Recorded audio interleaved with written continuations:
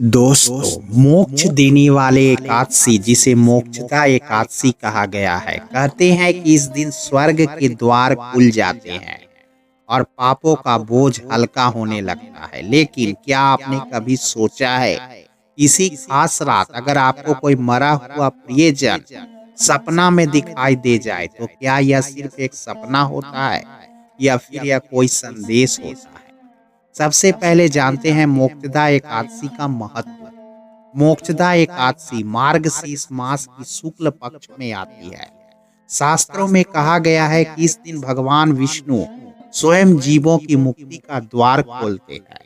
शास्त्रों में माना जाता है दोस्तों कि इस दिन किया गया पुण्य कई गुना बढ़ जाता है, पितरों की आत्मा को शांति मिलती है और मन की बाधाएं दूर होती है। यही वजह है कि इस एकादशी को पितृ शांति वाला एकादशी भी कहा गया है। दोस्तों, शास्त्रों के अनुसार एकादशी और अमावस्या दो ऐसे दिन हैं जब सूक्ष्म जगत यानी आत्माएं ज्यादा सक्रिय होती है, मन शांत रहता है, व्रत का असर होता है और ध्यान ऊर्जा तेज होती है। इसलिए इस दिन देखे गए सपने सिर्फ सपने नहीं माने जाते, बल्कि संकेत या संदेश समझे जाते हैं। दोस्तों, मरे हुए व्यक्ति का देखना क्या दर्शाता है?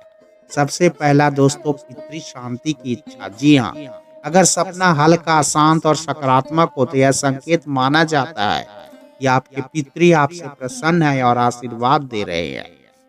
दूसरा, अधूरी इच्छा का संकेत। अगर कोई मरा हुआ प्रियजन उदास है तो यह कहा जाता है कि उसकी कोई इच्छा अधूरी है, उन्हें आपकी तरफ से तर्पण, दान या किसी पुण्य कर्म की आवश्यकता है।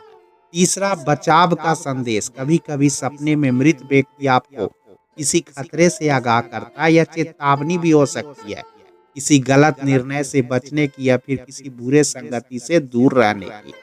चौथा, आत्मा का धन्यवाद। अगर वह व्यक्ति मुस्कुराए या आशीर्वाद दे तो यह माना जाता है कि आपकी भक्ति, व्रत और आपके दान से उसकी आत्मा को शांति मिलती है।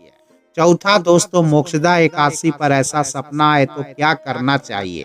भगवान विष्णु का स्मरण करिए, ओम नमो भगवते वासुदेवाय का जाप करिए। यह पितरों को मुक्त करने का सबसे सरल मार्ग होता है। दूसरा, दीप दान करिए। एक तिल का दीप जलाकर कहिए, यह दीप मेरे पितरों की शांति के लिए। तीसरा, गीता का एक अध्याय पढ़िए।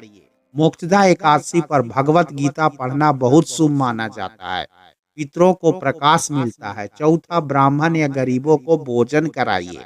यह पितरों की तृप्ति देने का प्राचीन तरीका है। और पांचवा, किसी भी प्रकार का भय नहीं रखिए। सपनों का उद्देश्य डराना नहीं, मार्ग दिखाना होता है। कहते हैं कि जब हम अपने प्रियजनों को याद करते हैं तो वे भी हमें याद करते हैं।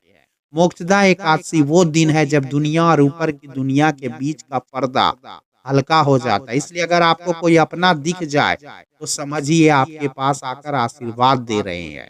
तो दोस्तों, अगर ये वीडियो आपको अच्छा लगा तो लाइक करें, चैनल को सब्सक्राइब करें और कमेंट में लिखें क्या आपने कभी एकादशी की रात कोई ऐसा सपना देखा है। जय श्री विष्णु, जय श्री देव।